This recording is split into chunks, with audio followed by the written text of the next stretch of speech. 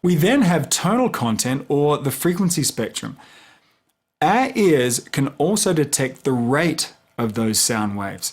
If I play this sound, that's the fattest string on an acoustic guitar, then we perceive that as an E on the musical scale. But what really happened was your eardrum was pushed back and forth in sympathy with that sound, and your brain counted it as happening 82.41 times a second. I mean, can you believe it counted the waves and you just perceive that as an E, right?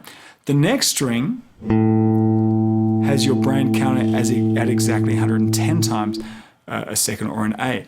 And then these are the rates for the other strings. Now, by the way, a shortcut for saying 110 compressions of air pressure waves a second is just to say 110 hertz. So, for example, when I say 440 hertz, for example, I'm saying that the sound wave is vibrating at 440 times a second. Once we get into thousands of hertz, we say kilohertz, or K for short. Humans hear roughly from 20 hertz to 20 kilohertz, or waveforms that cycle from 20 times a second to 20,000 times per second. We tend to lose our top end as we age. But to hear some pitches and what they are, let's hear a sweep from 20 hertz to 20,000 hertz, or 20 kilohertz.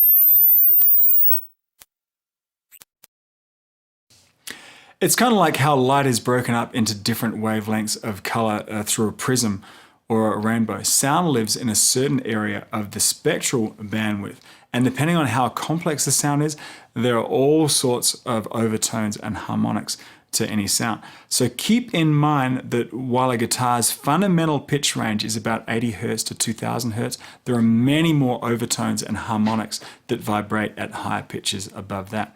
So, I mean, what do we need to know all this?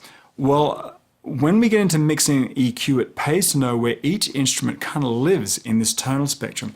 Also, if you're needing to kill a feedback frequency, it pays to kind of know where that problem frequency lies so that we can fix it.